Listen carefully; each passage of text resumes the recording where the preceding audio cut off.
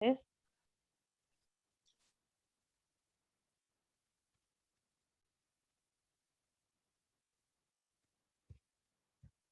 Bien. Bueno, les doy la bienvenida. Buenas tardes. Hoy vamos a tener una mesa cortita. Eh, sí, hay dos trabajos que no van a, dos expositores que lamentablemente no van a poder estar presentes. Así que bueno, eh, no sé si les parece, estábamos estableciendo acuerdos con el profesor Alan de que leen sus trabajos y dejamos para el final las, las preguntas o comentarios que sí damos espacio para el debate. Bueno, en esta primera mesa de este simposio que se llama El mundo entre la palabra en la palabra, el mundo entre metáforas, ¿sí? Tenemos el primer trabajo que lo va a presentar Sabrina Balone, así es, ¿no? Balone, de la Universidad Nacional del Cuyo. Y la ponencia se titula Formas de la persuasión en la pluma del romancista, descripciones y metáforas en Amalia, de José Mármol. Sabrina, cuando quieras. Hola, bueno, buenas tardes a todos y a todas. Bueno, para mí es una gran alegría compartir mis primeras jornadas en las que participo. Y bueno, quería contarles antes de empezar a leer la ponencia que forma parte de un proyecto que dirige la doctora Eve Molina en la Facultad de Filosofía y Letras de la Universidad Nacional de Cuyo en Mendoza, que se llama Poéticas de la Persuasión en el Programa Literario Argentino Fundacional del siglo XIX, y bueno, estamos en la primera etapa estamos analizando las novelas del ciclo de la tiranía. Bien, bueno, yo lo que voy a hacer es he trabajado sobre la primera parte de la novela Amalia, y he tomado dos recursos que utiliza el autor para persuadir acerca de aquellos valores que eran muy importantes para lo que es la nueva generación, que es la generación del 37, que son la isotopía del miedo y la isotopía animal. Y es muy importante el papel que juegan tanto las descripciones como el uso de la metáfora para lograr esto. Bueno, voy a comenzar con la lectura. Las palabras comunican una postura cuando son utilizadas para defender ideas, valores e ideologías. Luego de la guerra independentista Argentina se sumerge en las luchas que llevarán adelante dos facciones con sus matices, unitarios y federales. Entre ellos, la generación de jóvenes del 37, que no simpatiza ni con unos ni con otros, pero tiene un enemigo en común, Juan Manuel de Rosas. La pluma que utiliza el escritor argentino en esta época es el arma que se esgrime contra los otros, y el escenario de dicha contienda sobrepasa el territorio de la prensa y llega a la literatura. Para pasar a la acción se requiere ganar adeptos a las causas, y para ello será necesario persuadir a los propios y a los desencantados. El personaje que encarna la nueva generación en Amalia, Daniel Bello, expone claramente cuál es el peso de la pluma en este combate. Oh Señor, las guerras más complicadas del mundo, las campañas más difíciles y peligrosas, se han concebido y dirigido muchas veces desde el fondo de los gabinetes por hombres que jamás tuvieron en sus manos otra cosa que una pluma. Fin de cita. Creemos que José Mármol tiene la intención de legar un testimonio de su época y persuadir a los lectores de aquellos valores considerados como los mejores para alentar el progreso del país y rechazar los antivalores que lo frenan. Nuestros autores necesitan encontrar para las nuevas ideas de progreso nuevas formas en la literatura que no necesariamente responden a una copia de modelos europeos. Con respecto a esto, Mármol comenta en una carta a Florencio Varela, cito: se ha pretendido, y yo creo que con justicia, que en nuestra sociedad, donde todo es imperfecto y prematuro, donde todo carece de antecedentes y de aplomo, no puede exigirse en las producciones del poeta la pulidez que tienen en las literaturas europeas. Que no se exigiera, en fin, del poeta lo que no puede exigirse todavía de la sociedad informe que representa. Fin de cita. Por lo tanto, en el siguiente trabajo se propone analizar algunos recursos que ejemplifican cómo las formas se adecuan a la fuerza persuasiva de la novela para lograr la sensibilización moral del lector. José Mármol adhiere a las ideas estéticas de la generación del 37, comprendidas como una poética de la persuasión. Según Molina, la persuasión es una de las reglas vertebradoras de esta poética que se desprende de los metatextos elaborados por los autores que pertenecen a ella. Persuadir implicaría convencer al público lector cito, de actuar en orden al cumplimiento de una misión colectiva insoslayable, apelando a su pensamiento y emociones. Fin de cita. Logos y pathos son las fuerzas que moldean las formas más convenientes para textualizar las ideas y la realidad que se quieren transmitir. En 1851 el poeta publica Amalia como folletín desde su exilio en Montevideo. La caída de Rosas y el aparente apaciguamiento de la situación entre unitarios y federales interrumpe su publicación hasta 1855, cuando aparecerá en un nuevo formato, como novela prospectivamente histórica. En un principio, los lectores son contemporáneos exiliados y aquellos que no conocieron de cerca la situación de Buenos Aires en 1840.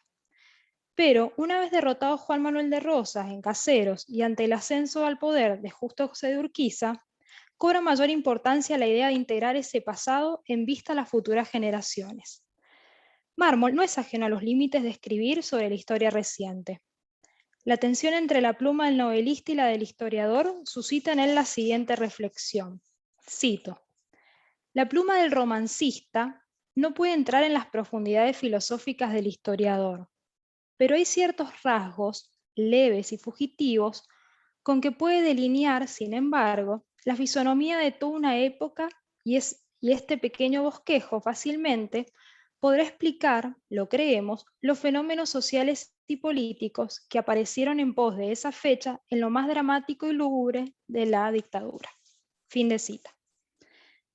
La tensión obedece a una distinción entre los asuntos que corresponden al novelista y al historiador, según los cánones de la época sistematizados en el curso de Bellas Letras de Vicente López. Al primero le están reservados los asuntos de imaginación y al segundo los de la memoria. Ambos conviven en Mármol, quien utiliza las formas más cercanas a la historia para movilizar al lector desde el logos, con documentos históricos, el uso de tiempos pretéritos, los personajes reales, y las formas de la imaginación reservadas a la movilización emocional y por lo tanto de mayor fuerza persuasiva.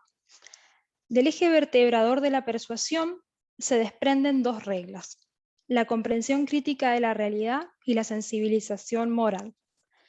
En esta última, el fin perseguido es activar las pasiones a favor de los valores morales y cívicos: virtud, libertad, justicia, democracia y asociación, y en contra de los antivalores: vicio, tiranía, barbarie, aislamiento. Esta regla es la de mayor presencia en las formas persuasivas que analizaremos.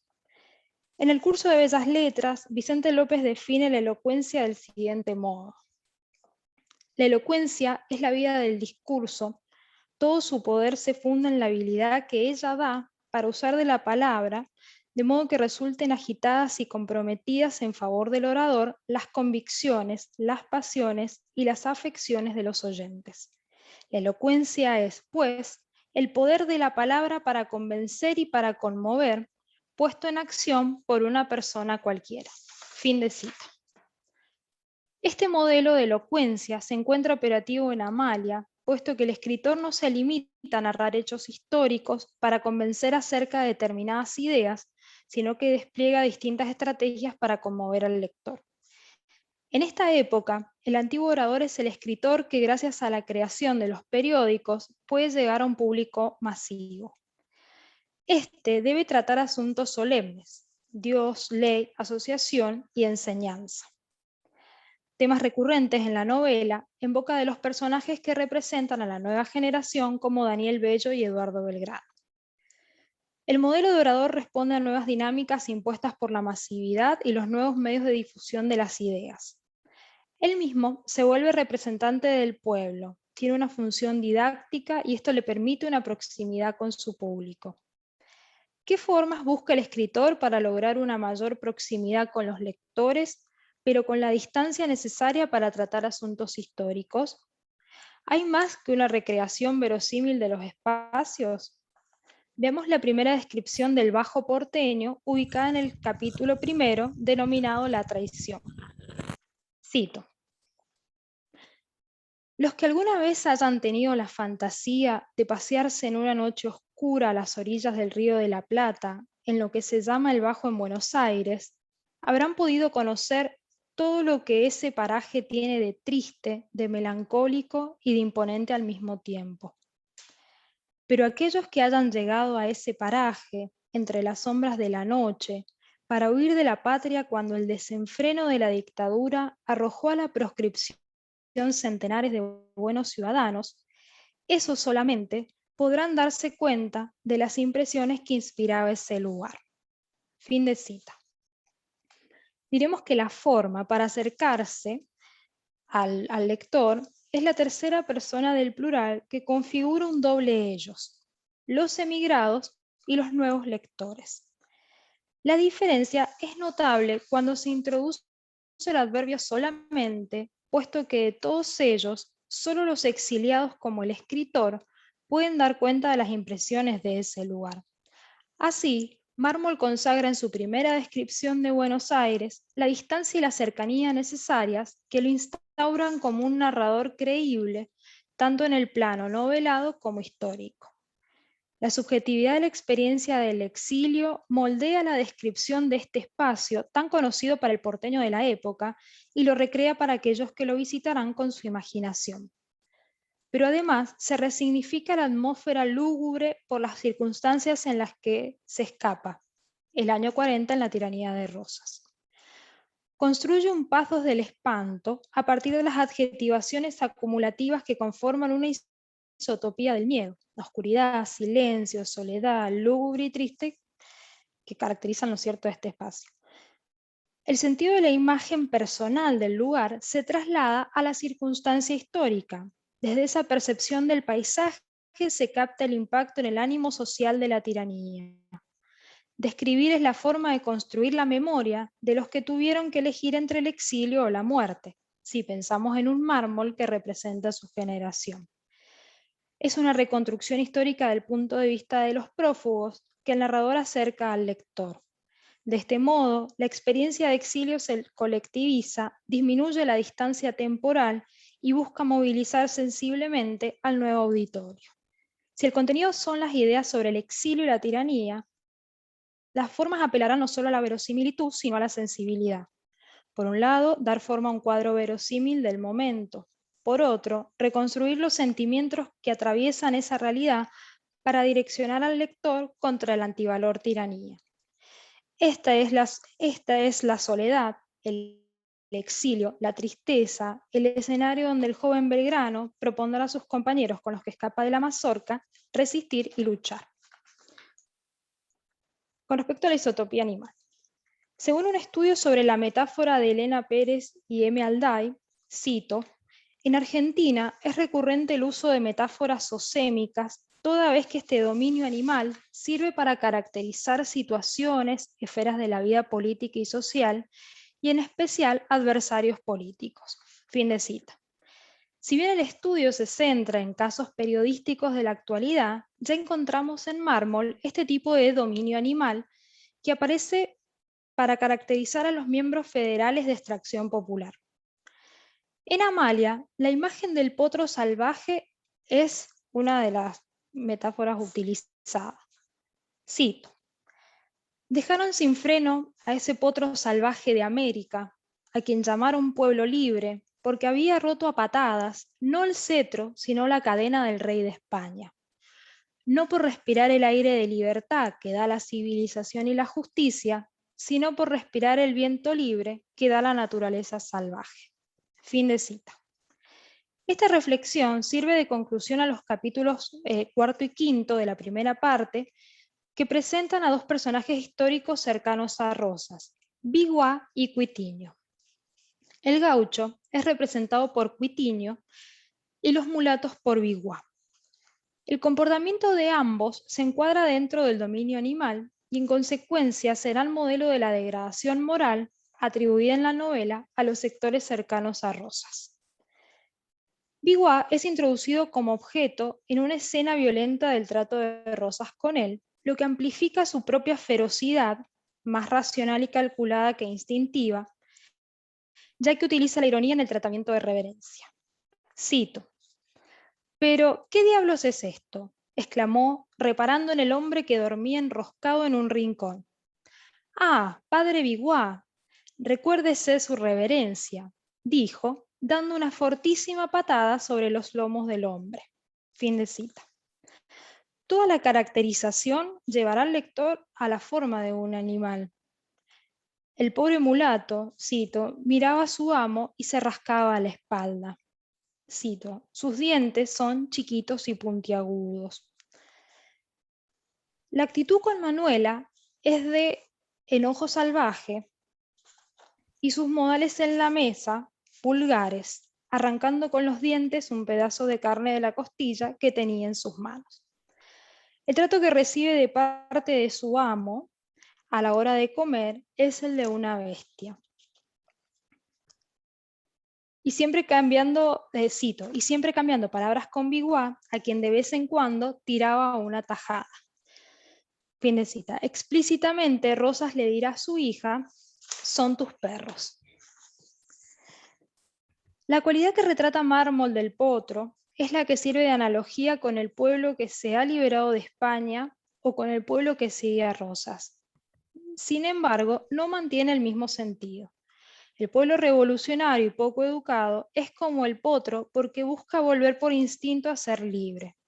Esto responde a la concepción de que el hombre es de tal forma según el medio que habita y sirve para explicar de alguna manera aquel origen del gaucho. Con Rosas, en cambio, lo salvaje ya no tiene relación con ser libre, sino que es cualidad utilizada para mantener su poder y perseguir a sus opositores políticos.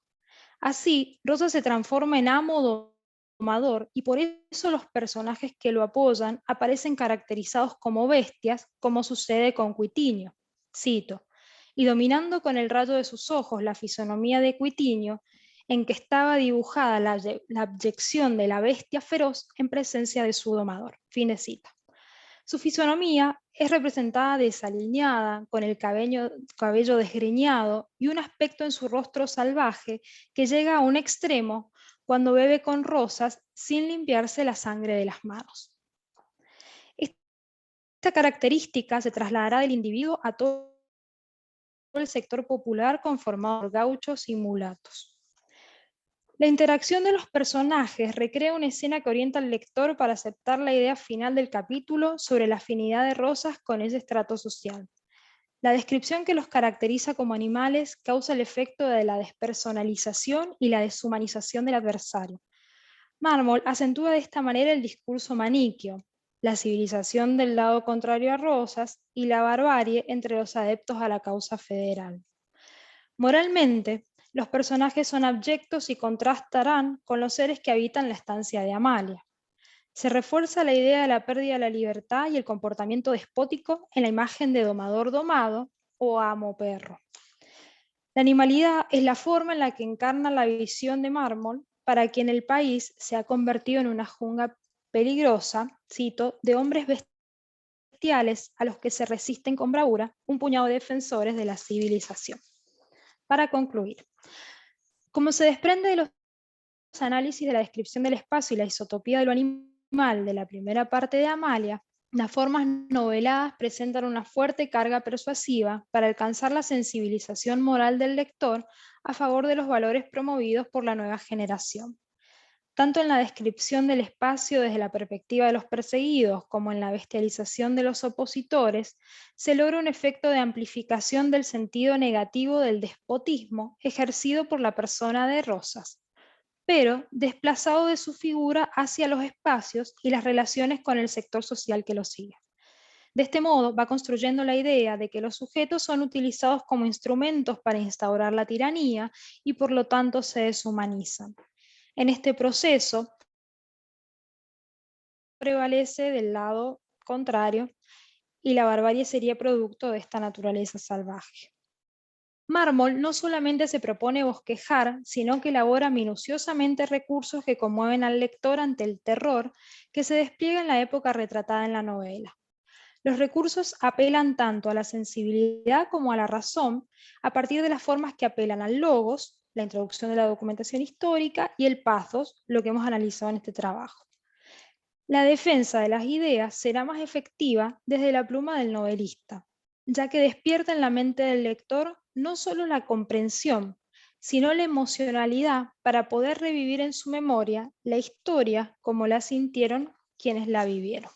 Gracias.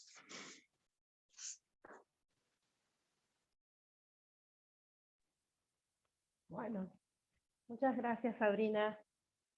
De nada, espero no haberme pasado.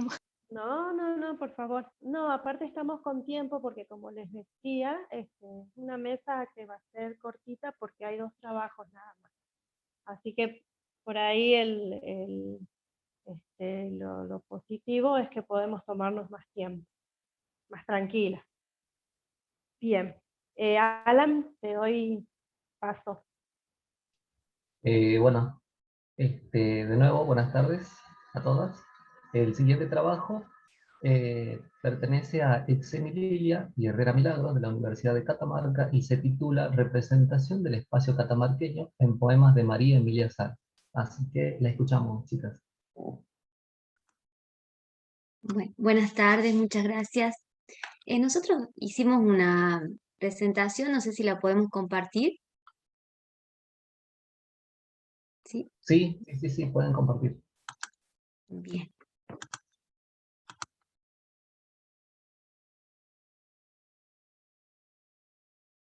Bueno, ahí está. Gracias.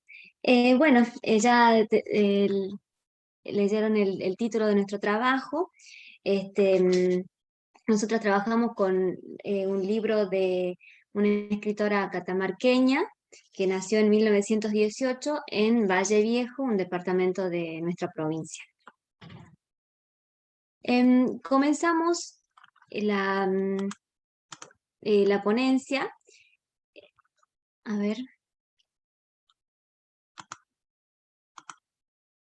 Ahí está, perdón. Comenzamos la ponencia entonces con una visión sobre la literatura, ¿sí? Este es un discurso que evidencia la construcción identitaria, revela los modos en que se representan los diferentes grupos sociales, sus imaginarios y sus prácticas. Es un producto sociocultural e histórico que da cuenta de la concepción del mundo, de la vida social. Según Elena Altuna y Zulma Palermo, el entramado cultural como visión de mundo incorpora las relaciones que los miembros de una sociedad establecen entre sí y con su mundo que es al mismo tiempo un mundo de objetos y de nombres, un mundo de palabras, un lenguaje. Montemar, el poemario de María Emilia Azar de Suárez Hurtado, da cuenta de esta concepción de la literatura. En sus versos leemos el mundo catamarqueño, el entorno natural, el contexto cotidiano y doméstico, el ambiente escolar, el de los sentimientos, el de los quehaceres que forman parte del entramado cultural y social. La experiencia de la poeta como maestra y como madre aparece en los delantales, en las risas, los cuadernos, el pizarrón, como así también la vida doméstica y las actividades sociales. Todos los versos están impregnados por los sentimientos del yo lírico que se manifiesta como hija, esposa, madre, vecina, compañera de escuela. Estos sentimientos también se presentan hacia otros existentes no humanos, pero que portan subjetividad. El yo lírico se identifica con el mundo material e inmaterial. En este sentido advertimos una cosmopraxis andina que evidencia el mundo en relación con las alteridades. Los elementos cotidianos son recipientes del amor, del tiempo, de las vivencias, como el canasto de caña, por ejemplo, aquí lo podemos leer, ¿no? Allí cabía todo, desde el amanecer hasta el regreso, y con su piel de fruta la travesura de tus ojos negros. Qué cosa tan pequeña un canasto de caña, para que guarde todo, hijo, y hasta la travesura de tus ojitos negros. Los versos están poblados del mundo, y el yo se identifica con ese mundo. Esta identificación o compenetración con la naturaleza se realiza por medio de la metáfora. Según Carmen Boves Naves, la metáfora literaria se caracteriza por 3 rasgos: la originalidad, porque le pertenece al autor o a la autora, la ambigüedad y la polivalencia, y la sorpresa que provoca en quien lee.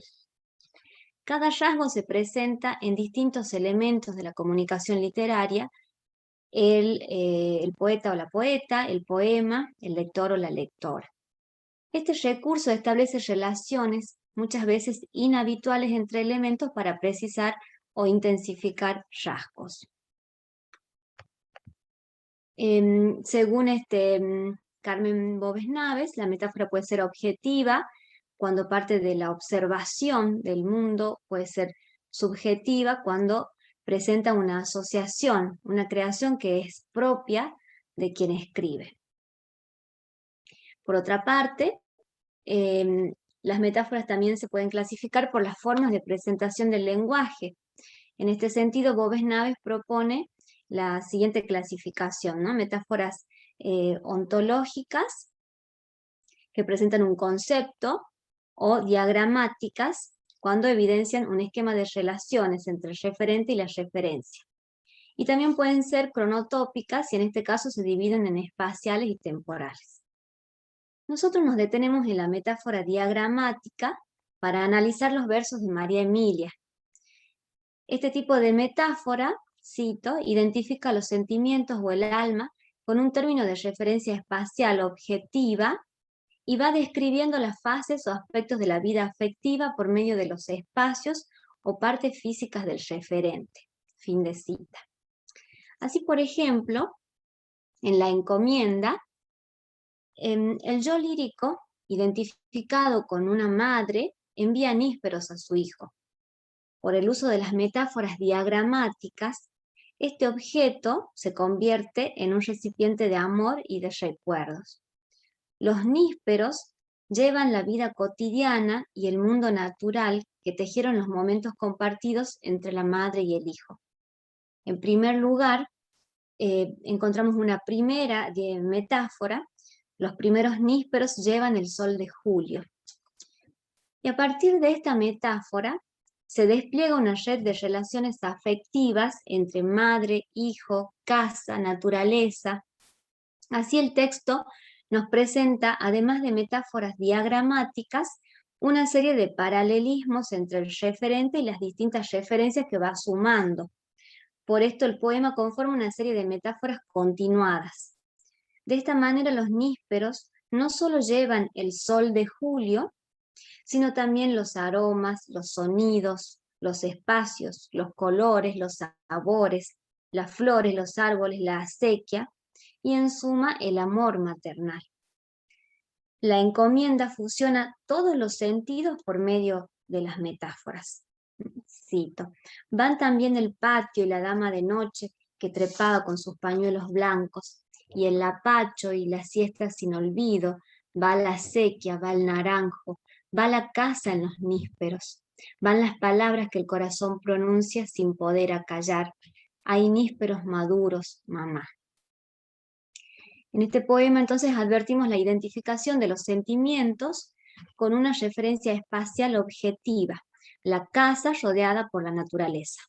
Así el recuerdo y el sentimiento se transforman en espacios manifestados a través de metáforas cronotópicas. Montemar obtuvo el segundo premio quinquenal de poesía, que va de 1963 a 1968. el profesor Federico País destacó el estilo depurado y sostenido a través de un largo quehacer poético y de expresión basada en un lenguaje sencillo y transparente. Además, en esta oportunidad, la Dirección General de Cultura de la provincia de Catamarca otorgó a María Emilia Azar una medalla de oro por su labor poética. La ternura y la identificación con el terruño se percibe en cada verso. Podemos decir que, según Sebrelli y Arancibia, la poesía de María Emilia permite la conservación de la memoria cultural, reproduce la subjetividad, la pertenencia, los valores y los sentires del entorno catamarqueño.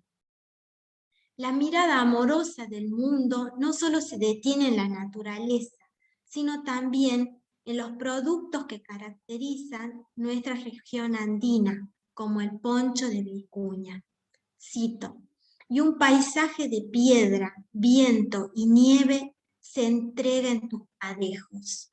Se siente la manada trotacumbres, descender hasta el valle por tus flecos y retener en tus vellones de oro la niebla y el silencio.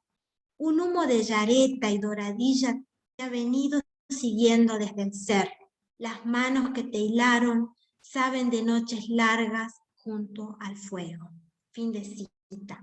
El paisaje, la manada, el silencio, la vegetación y las manos productoras, todo está contenido en el poncho, elementos que enorgullece e identifica el sentir catamarqueño. Aquí también una serie de metáforas diagramáticas acumulan los rasgos del paisaje de los cerros en el tejido y la naturaleza parece recobrar vida en él. En escuchar a Bastín, Iris Zavala expresa que hoy el poema se entiende como portavoz de códigos culturales y sociales, como confluencia original y densidad de registros e itinerarios. Fin de cita. Esta manera de mirar y entender el discurso poético nos orienta a establecer diálogos sostenidos entre la escritura lírica y las experiencias cotidianas de las que se nutren las y los artistas. En el marco de esos diálogos, las metáforas constituyen figuras literarias que destacan por su fuerte vinculación con el contexto de producción. Al mismo tiempo, adquieren nuevas significaciones, ya que ofrecen miradas múltiples a partir de las posibilidades infinitas que ofrece el lenguaje literario. En otro poema, Primavera en el Valle, Azar de Suárez Hurtado despliega la simplicidad y la frescura que el lenguaje cotidiano le imprime a los elementos de la naturaleza. Por ejemplo, brote rubio, verde rubio, fragante rubio. Los perfumes, los colores, las texturas y los movimientos se fusionan para otorgarnos sensaciones y sentimientos atrapados en una postal que rememora un tiempo de alegría y de vitalidad, siguiendo a Bastín un cronotopo, en este caso un cronotopo de la eterna primavera catamarqueña. Cito: la calandria ensaya un canto de vertiente. Otros versos: y es un tamiz de polen el arco callejero que tapiza la acera centenaria. Otros versos: la cumbre blanca del naranjal despierto palpa en las sienes el latido agudo. Todo el poema se articula en torno al sema primavera, mediante formas verbales cuidadosamente organizadas y figuras estilizadas que conviven con expresiones y vocablos del registro cotidiano. Resalta en la estructura y en el contenido la arquitectura de lo autóctono, de la pasión y de la admiración por la tierra catamarqueña. Cito algunos versos. Es una aurora rosa, amplia y esplendorosa, como teñir de rosa flor el cielo, la floración del durazno. Otros versos. El viento desmelena los sauces y las talas. En ese marco de armonía casi idílica, lo humano, el conjunto de personajes que transitan el discurso, se describe en un todo fraternal con el orden natural. Esta visión de simbiosis entre naturaleza y hombre representa la vocación americanista de la poeta catamarqueña, respetuosa del paisaje que la circunda. Cito algunos versos. Va la muchacha alegre con la verdura fresca. Otro verso. Pasa el lechero viejo tarareando distancias. Otros versos. Bien haya la jarilla florecida para el horno casero, cautiva con su fragancia resinosa de pan bueno. La representación de la estética de lo sencillo y de lo cotidiano contrasta con el minucioso tejido de metáforas, de imágenes y de símbolos que se combinan para exaltar los detalles desapercibidos en el devenir diario, los aspectos imperceptibles de los elementos y de la topografía catamarqueña se revelan ante el lector como una lente que muestra de manera ampliada la generosidad de una tierra viva.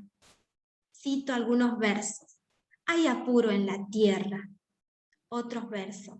La obediencia revienta los terrones hinchados. Lejos está la nube, pero la vida canta, y enrojece malbones, y levanta verbenas, y despierta en el alma la eterna primavera. Para concluir, algunas consideraciones finales.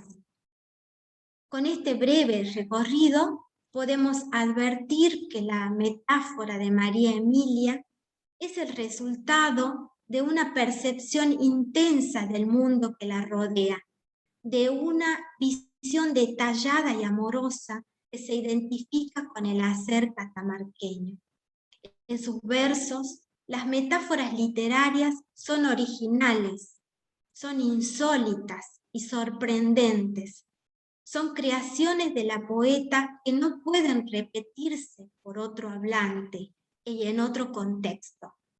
Según Bob Naves, contribuyen para otorgar riqueza y complejidad, originalidad, belleza y valores artísticos. De esta manera, la poeta restituye la belleza a los objetos que, por ser tan cotidianos, a veces pasan desapercibidos. El yo poético de María Emilia los trae a la poesía para ensalzarlos e impregnarlos de ternura, y especialmente para darles una identidad. Nada más. Bueno, muchas gracias, chicas, Lilia y Milagros. Bueno, a continuación, si le parece a la profe Cecilia, pasamos al espacio de las preguntas.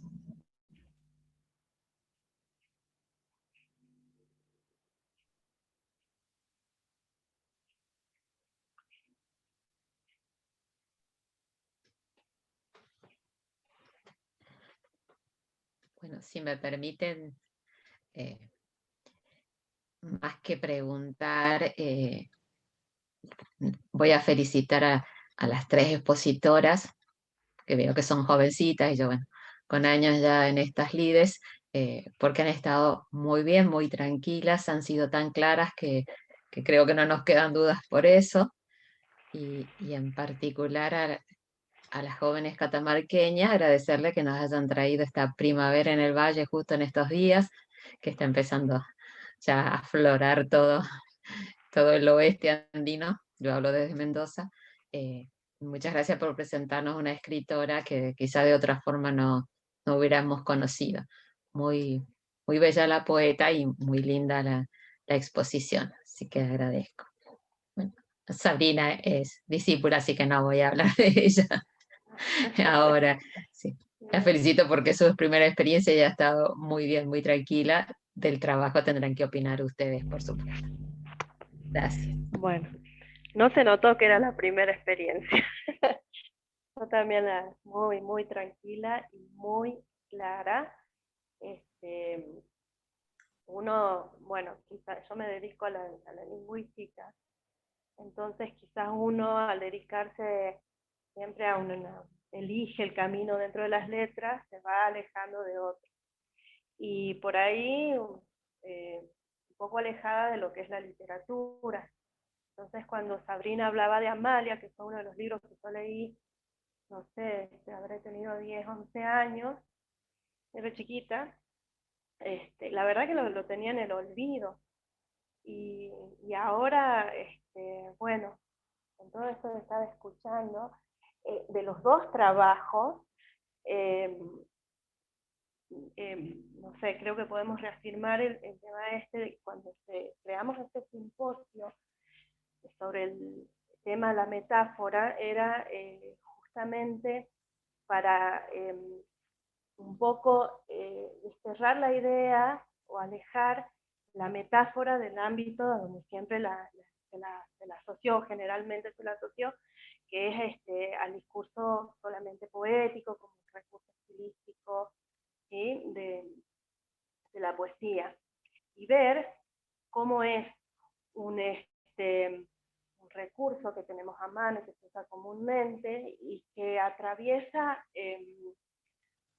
diferentes, hace una travesía por mentalidades, culturas, es expresión que va mucho más allá de una simple cuestión poética, de una simple cuestión estilística, y llega a configurar imaginarios, ideologías, visiones del mundo. Entonces, uno de los objetivos de este simposio era reflotar o dar importancia a estos recursos de la metáfora como una herramienta que está presente cotidianamente en la lengua, continuamente la usamos, y la fuerza que tiene a nivel social, cultural, en distintos tipos de discursos.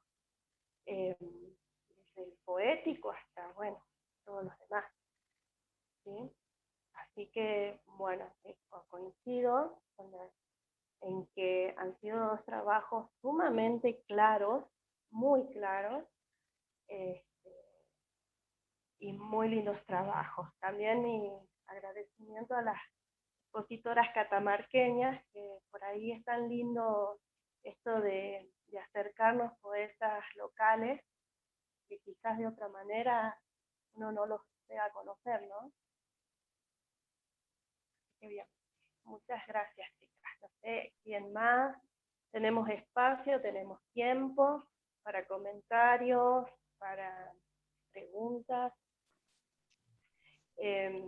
Antes de eso, les voy a pedir a las expositoras si nos pueden dejar los datos en la mensajería nomás, para la emisión de los certificados, ¿sí? Nombre y apellido completo, DNI, y bueno, nada más porque los títulos de las ponencias y la pertinencia institucional ya las tenemos, ¿sí? Nombre y apellido completo y DNI.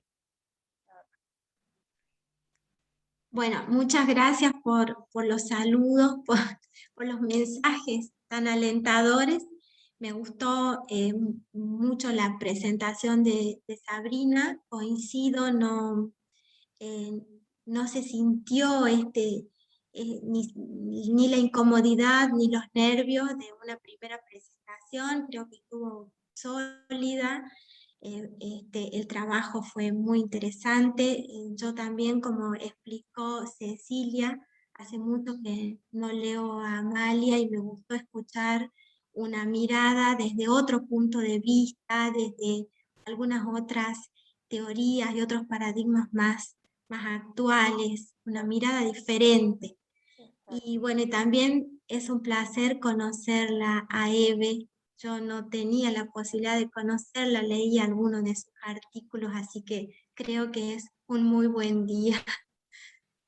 Muchas gracias. Exactamente. Bien. Bueno, muchas gracias. Gracias a ustedes. Qué bueno. La verdad que bueno, las exposiciones estuvieron, bueno, obviamente no voy a grabar la mía propia, pero las de ustedes chicas estuvo muy, muy linda. Es más, me anoté el nombre de María Emilia Azar, la poeta, porque no, me pareció maravilloso todo, justamente como ustedes decían, de cosas tan cotidianas, ¿no? Como ella las transforma bellísimas, bellísimas. Y no, sobre todo estas cuestiones del telar y qué sé yo, así que me gustó un montón, me gustó un montón. No la conocía tampoco, así que creo que es muy importante participar de estas instancias para eso, para poder conocer nuevos poetas y compartir eso. O quizás miradas, como decían, miradas nuevas sobre textos. Bueno, la profesora Eve es la que dirige justamente un proyecto de literatura argentina del siglo XIX, justamente esta mirada a la persuasión, y bueno, la metáfora es un gran recurso persuasivo. Y es uno de los más fuertes, es uno de los más fuertes, junto con el de la aliteración, que es la parte de los sonidos. Metáfora es tan fuerte como para persuadir, y bueno, sí, atraviesa muchos discursos, todo, y ya lo encontramos. A mí me sorprendió mucho que en un trabajo sobre metáforas se hablaba sobre el tema de esta cuestión de la animalización, ¿no?, de los adversarios políticos en los diarios actualmente. Y yo decía, bueno, pero yo esto lo leí en Amalia, y Amalia es mucho más antigua, así que parece que ya es una metáfora Es un recurso bastante arraigada. a mí me trajo a la memoria también el Matadero, cuando explicabas Claro. por ahí el tema de las metáforas animales. El Matadero, sí, la última vez que lo leí creo que fue hace bastantes años, pero me acordaba de este recurso de las metáforas animales, que estaba tan presente, bueno, hasta el día de hoy, por supuesto, pero en esa época, por este tema de la propaganda política, creo que no estoy hablando cualquier cosa, ha sido un recurso muy, muy utilizado. Así que bueno, muy, muy linda. Ahí preguntan, a ver, ya leo la pregunta. Dice, muy lindas las exposiciones, Ana Enríquez, muy lindas las exposiciones, gracias a todos. ¿Cuál era el nombre del poemario de María Emilia? Montemar, bien. Montemar, ahí está. María Emilia, ella seguía, como para ubicarla contextualmente, era admiradora de Gabriela Mistral. A lo mejor por ese lado también pueden encontrar esa conexión, esa humanización de la naturaleza, ese sentido de respeto por la naturaleza. Entonces, esa trilogía que conocemos todos los profes de letra, de Gabriela Mistral, Alfonsina, Juana de Ibarború, entonces ella era seguidora de esa corriente. Por eso también ese sentido tan cercano, ¿no?, a lo natural y el respeto por el ser humano. También era maestra, había varios puntos de conexión. Claro, sí, incluso tiene poemas dedicados a Gabriela Mistral. Ajá. Bueno, será cuestión de profundizar más en la lectura entonces. Y para agregar, bueno, muchas gracias por las palabras. También para agregar esta relación con Gabriela Mistral, el sentido cristiano, este sentimiento cristiano también que es tan palpable en Gabriela Mistral, también aparece así muy fuertemente en María Emilia. Otra coincidencia. Ajá, bien. Una influencia bastante fuerte, entonces.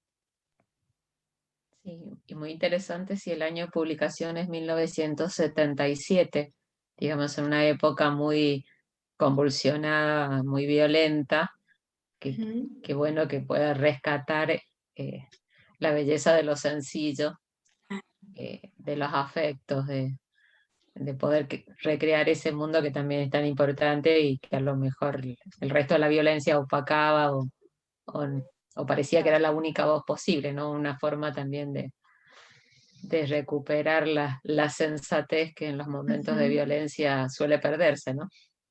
El de Exactamente. volver a las raíces, a los sentimientos puros. Muy, muy lindo.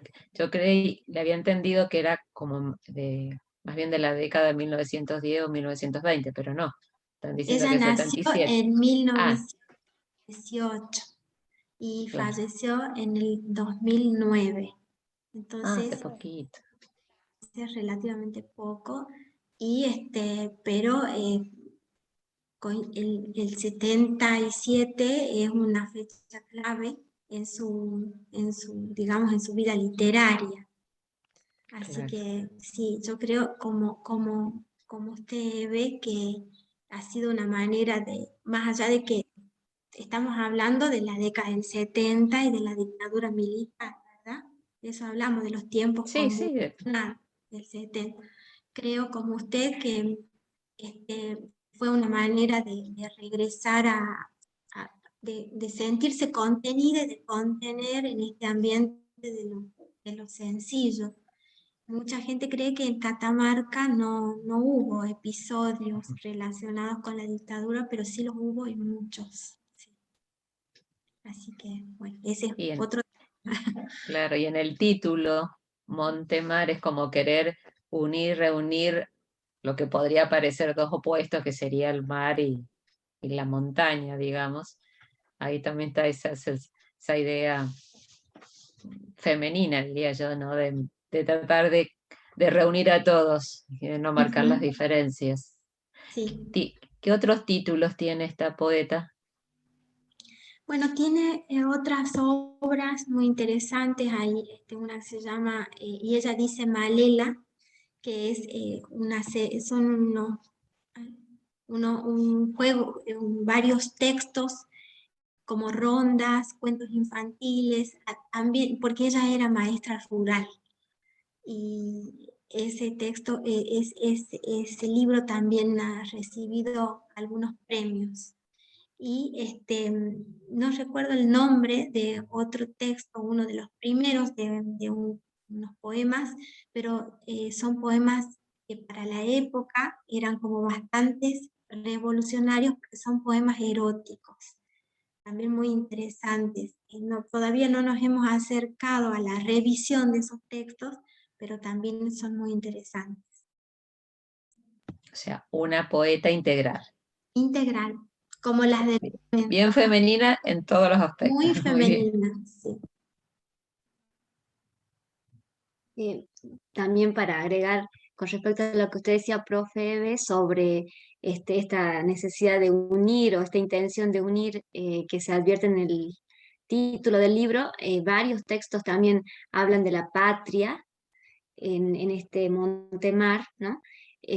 Por ejemplo, el Poncho de Vicuña, que tomamos nosotros algunos versos nada más, rememora las guerras independentistas y cómo el Poncho participa en ese momento, ¿no? Histórico y llama al final, en los últimos versos, llama a la unión de la patria. También es muy interesante verlo desde ese punto de vista al texto, a todo el texto.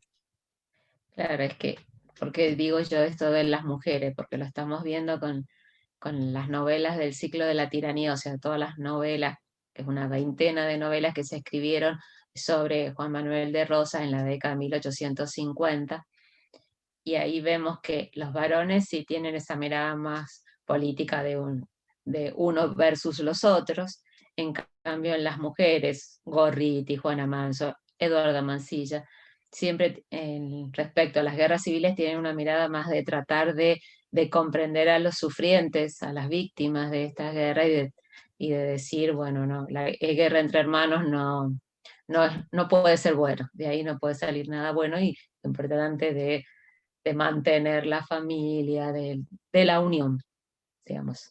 Porque el dolor que produce una guerra lo padecen todos, no importa que sean unitarios o federales. Entonces, creo que bueno, esa sigue la línea de las mujeres del 19, y bueno, esta autora parece que también de alguna forma reivindica esa posibilidad de que la literatura una y no separe, que no sea arma de guerra, sino de reconciliación. Perdón, bien. En este proyecto sobre la literatura del 19, ¿con qué otras obras están trabajando? En este momento, como las novelas del ciclo de la tiranía, pasa que son muy pocas, muy poco conocidas, por eso algunas vamos a ver si las podemos reeditar. Ajá. Digamos, ahora se consiguen las versiones Bien. digitalizadas nada más, pero inclusive Claro. son de autores poco conocidos, como por ejemplo Carlos Luis Paz, que ustedes me digan quién será. Bueno, cuando escribe una novela sobre este periodo hacia el estilo de Amalia y tiene 18 años, por ejemplo. Bueno, Francisco López Torres también es muy jovencito.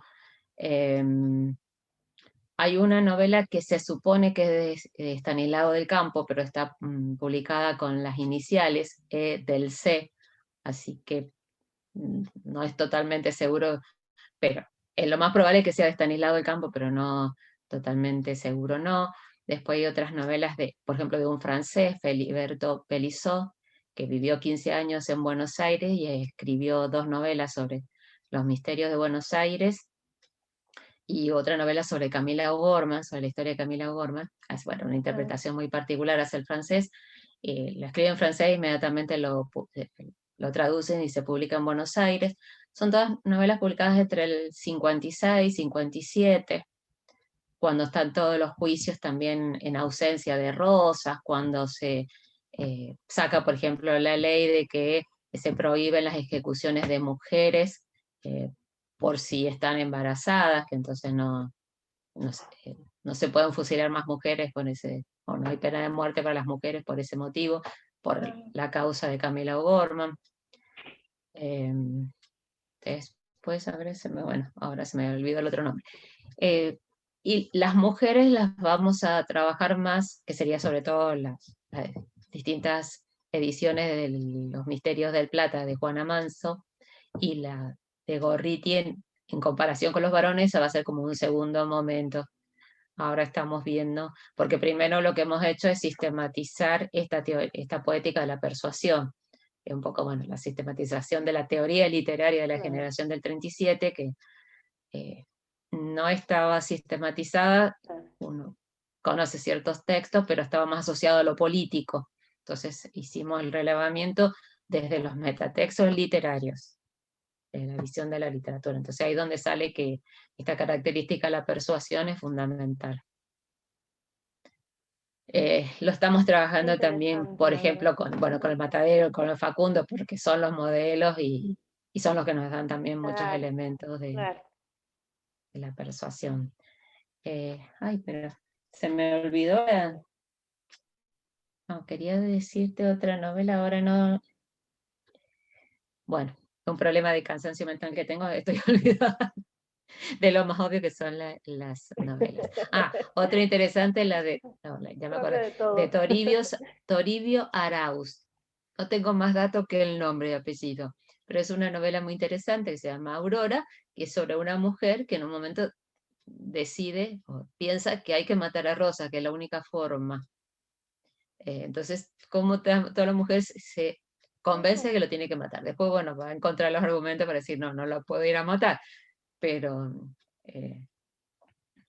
muestra la visión también de las mujeres. Y cada una de estas novelas va aportando a otros aspectos de la sociedad. Por ejemplo, en esta Aurora es las relaciones con con Paraguay, qué función cumplió la política paraguaya también en el periodo de Rosas. Bueno, El prisionero de Santos Lugares es otra de Federico Barbará. Son todos escritores prácticamente desconocidos ahora, pero Claro. que siguen el modelo de Amalia, pero van mostrando otras situaciones que Amalia no presenta. Entonces también permite ver la complejidad de la época, De la e época. inclusive como una novela ya se volvió cabeza de serie, y porque en las otras novelas dicen, seguimos a Amalia. Hay 2 novelas que la citan a la propia Amalia, y son novelas publicadas 4 o 5 años después, o menos. Así que bueno, es muy interesante el corpus desconocido. Y algunas vamos a tratar de publicar digitalmente para que lo puedan leer todos sin problema.